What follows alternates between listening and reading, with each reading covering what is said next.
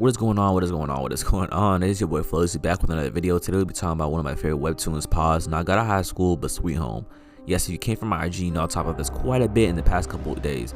Along with watching the live action, I decided to make a video comparing the two, webtoon versus live action. So let's get right into it. First, we'll give a quick overview on what Sweet Home is. Sweet Home is a webtoon created by Carmi Kim, who is also the creator of Bastard, and another amazing webtoon he's done.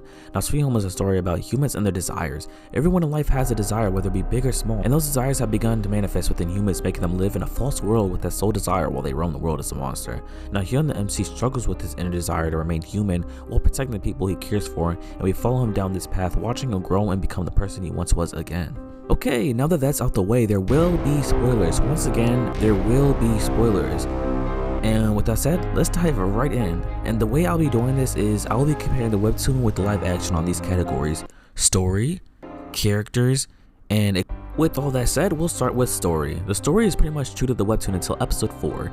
That's when they start to go down their own story route. The first extreme change in episode 5 shows with Wook and a live action original character. In this story, Wook wasn't a detective. Instead, he accepts money and kills people in return because he hates how the law will allow criminals to walk free, and he decides to pass judgment himself. Now, any Wook fans know this is already way different from the Wook we know in the webtoons. Now, Wook accepts money from someone to find his lost daughter and exact revenge for him. That's why he arrives at the apartments to hunt down this kidnapper slash killer, and he kills him brutally in episode 5, which was, pause, don't get me wrong, very badass, but extremely different from our good fella Wook. True Sweet Home fans will get that reference.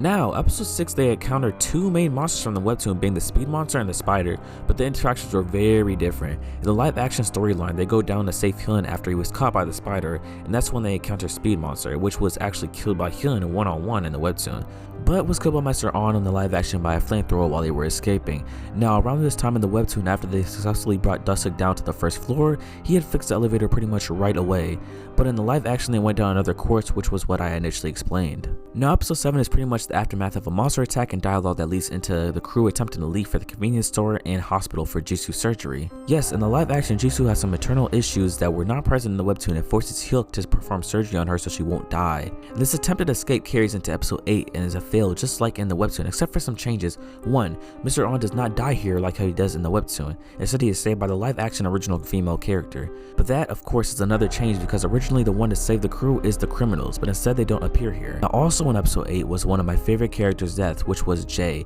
The timeline of events was jumbled here. He was supposed to die before the attempted escape, but he passes after in a fight with the security guard, which I have to say was amazing. I mean, they really went beyond with this fight. They made it a lot better than in the webtoon version. They really did show out for this character, which was my favorite character, Jay. So it honestly made me shed a tear.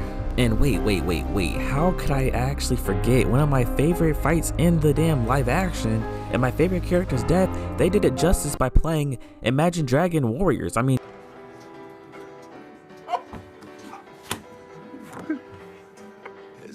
that song is literally amazing. If you go on any of the songs right now, you will see the comments flooded by Sweet Home, who came here from Sweet Home. I just decided to watch this because I just watched Sweet Home. I mean, it was literally amazing. That they could not have picked a better song.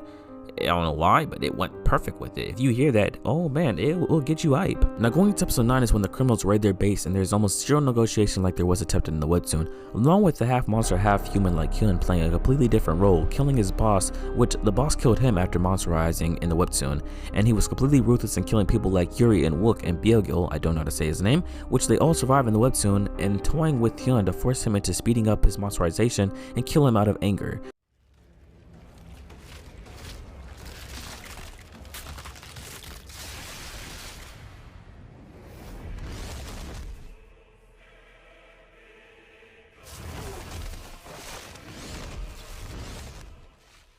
Which led to Dusik sacrificing himself after monsterizing to calm down Hyun in his rage, and then dying, but he dies differently in the webtoon.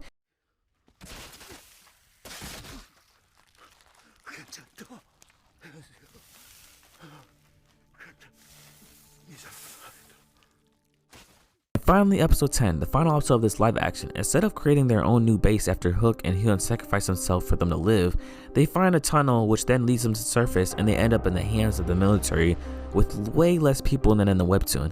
We then find out Hyun is still alive and is with the half human, half monster from the gang of criminals, and he has taken over Wook's dead body, and we are left off on a cliffhanger. Whereas in the webtoon, it was a solid ending in which they worked with the army and held down their own base, and then Hyun, after losing all emotions and desires, regains some and finds them, leaving us all with a smile on our face. And let me say, the ending for the live action really did solidify a season 2 if they do work on it, because this, I don't know what's gonna happen now, because it's completely straight off from the webtoon and become its own story, which I really do enjoy. But if you do want to read the webtoon, if you haven't, I'd recommend doing that. The webtoon ending is finished and it is a good ending. You will be satisfied, and you should also check out his other work, Bastard. That was another amazing read in the horror / psychological genre. Now that we have talked about story, let's review characters. Now I will be talking about the main cast live action characters and if they change versus their webtoon counterparts, but I will not be going into detail on some of the more background characters per se. I'll just focus on the main cast, so without further ado, let's hop right in. The first character I want to speak on is the live action original character, excuse me if I say her name wrong, Seo Yi-kyung. This was a great character considering she was a live action original. Strong female character for those who don't know. A lot of her characteristics were taken from Wook's webtoon character version. She even took a scene from him which was in episode 1 during the shutter scene. In the webtoon, Wook was the one to push back the tongue monster, but in the live action it was Seo. I could tell she was added to the live action to drive the story in the route that they wanted, so she was way more of a focus in the story instead of Wook. Overall, she was a great character to the live action original. Next character we'll cover is Hyun, the MC, which they stayed true to his character for the majority of the story. There were just a couple things I noticed different. For example, there were a lot of missed inner dialogue between Hyun and his soul, aka his inner demon. In the webtoon, the demon would often appear and make Hyun go crazy and or make him second guess himself. The demon was seen as a true menace at every difficult turn. He would often appear and ask, "Don't turn away, this is what you wanted, right? Look, now smile."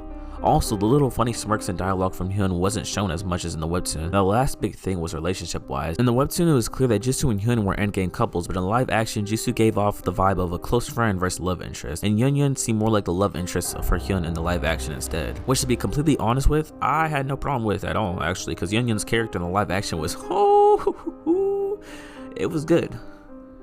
Okay, now next character we'll talk about is Wook. Now Wook was an extremely great character within the webtoon, and the live action they try to dumb him down to a silent macho, and they try to give him an important role, which was that live action original, the serial killer who took that one person's daughter. They gave him that role, but once he was done with that role in the live action, he kind of just became a character that was there.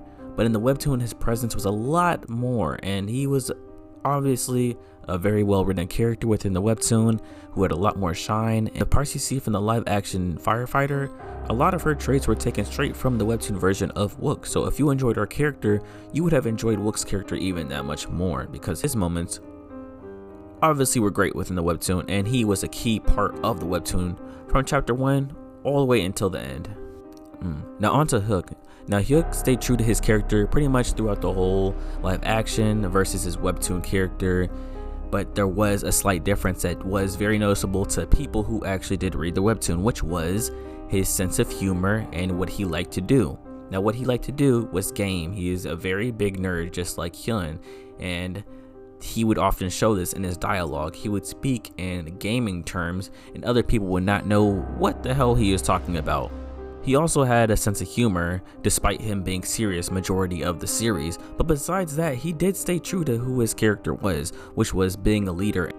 Now on to Jisoo, one of my favorite characters within the show, but in the live action, she was relatively the same character except for the relationship wise. In the live action, you could clearly see that the ship between Jisoo and Jaehyun were trying to be pushed instead of Jisoo and Hyun, which I honestly had no problems with when it came to that being the live action terms and route they wanted, because it felt so much more impactful and they did have a lot of presence with each other.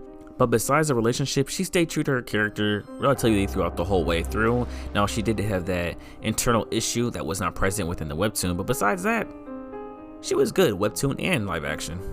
Whoo, I've been waiting for this one. Now on to Yun, the little sister of Hyuk. Now in the webtoon, she was there, but she wasn't an extreme attention of the show, if you know what I mean. She was still one of the main characters, but she wasn't in the spotlight for as much as, you know, Hyun or Jisoo or Hyuk was. But in the live action, she was sassy. She said what she wanted. She meant what she said, and you cannot fuck with her. She was like just that bitch, and that shit made her my favorite in the live action besides Jaehyun. So you can say she was my second favorite character in the live action, because Ooh, yeah, she was good. Also, something different with her character that was not in the webtoon was with her relationship with Hyun. She did admit that she had a crush on him in the webtoon, but it was way more pushed forward in trying to get them two together in the live action, which I honestly did like the route they went with this. I was really with the ship of Yun and Hyun within the live action, but of course I was more with the ship of Jisoo and Hyun in the webtoon. So I guess I got the best of both worlds. Now onto my all-time favorite character, Jay. Now Jay in the webtoon was as amazing as he was in the live action, except in the live action they made his finishing a lot better. His death was very dramatic. It made me shed a tear within the live action. They put some amazing music over it.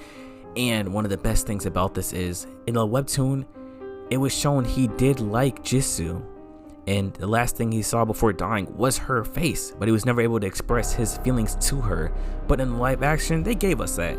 They allowed him to say, "I like you," before he became the hero and saved everybody from the monster. Look at everybody's favorite old man, Mr. On. His character was pretty much the same as in the webtoon and live action. The only difference was his passing.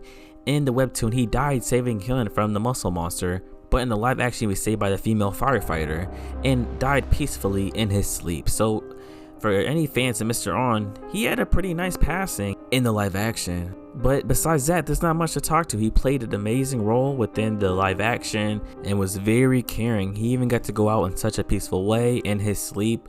So there's not much you can complain about if you're a Mr. On fan. Now on to Yuri. And my biggest concern with Yuri was her relationship with Wook. It was there in the live action, but in the webtoon there was a lot more build up to it, a lot more cute interactions between the two, and they did not die. That was a big thing. In live action, they did die together, so their relationship was there, but it wasn't as much build-up and or interaction between the two in the live action as there was in the webtoon, obviously, because one, Wook wasn't as a big character in the live action as he was in the webtoon, and Yuri wasn't utilized as much as she could have been in the live action versus the webtoon. But her character was not bad. That's the main thing about it. Her character was that bad, but those were some things that I noticed that I wasn't really vibing with. But besides that, she was a solid character within the live action. Now this was probably everybody's #1 pick for a favorite character within the webtoon and the live action, because without Dusik, a lot of things would not have happened the way they did happen within the webtoon and in the live action. The live action did a perfect job. I won't say perfect, but they did an amazing job with his character. And the way he went out was different from the webtoon, but it was still an amazing way to go out. It did show the impact between him and Hyun and how much Hyun did care about him. And he went out saving Hyun. So there was not much you could complain about. And overall, they did an amazing job with this character. And that is all for this video. I hope you guys did enjoy. I got this out very late. I know I meant to get this out honestly weeks ago, but I started losing motivation and just some things came up in real life. But you know what? We got it done regardless. Thank you for the one guy who did hit me up on my DM saying when is that Sweet Home video gonna come out, because seeing that there's actually people waiting for a video really did, motivate me to finish this video. So, if you do watch this video, my guy, thank you.